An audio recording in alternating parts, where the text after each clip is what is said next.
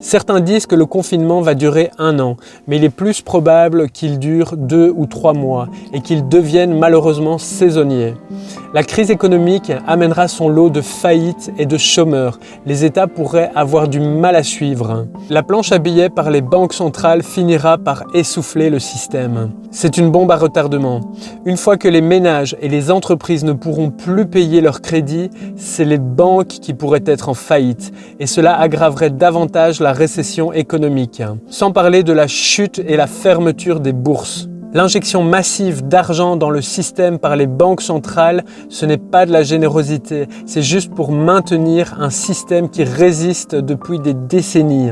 Cet argent fictif créé à partir de rien ne va pas créer de la valeur et du pouvoir d'achat sur le long terme, bien au contraire. Par ailleurs, si les banques ne fonctionnent plus, les salaires, les chômages et les allocations des mutuelles ne pourront plus être payés.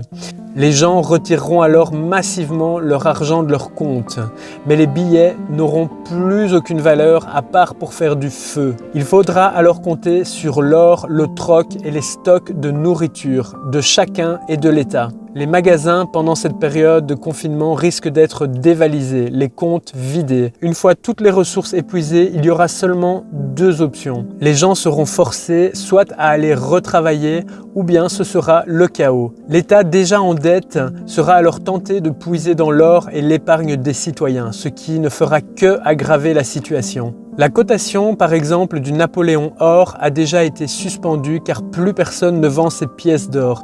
Il n'y a que des acheteurs. On constate déjà des ruptures de stock de produits de première nécessité, ainsi qu'une saturation d'Internet. Si ces biens et services venaient à manquer sur le long terme, ce sera rapidement le désordre dans la société. Comme je le disais tout à l'heure, cette crise est un véritable signe noir et ses conséquences seront bien plus fortes que la crise des années 2008. Les répercussions de ce corona crack devraient plutôt se rapprocher de la grande récession des années 1930. N'oublions pas que la crise des années 30 a débouché sur une vraie deuxième guerre mondiale. Une nouvelle un petit peu plus positive serait que le marché s'habitue à la pandémie. En quelque sorte, à un moment donné, le marché économique décidera que le coronavirus est terminé. Les médias auront beau s'acharner, la bourse remontera.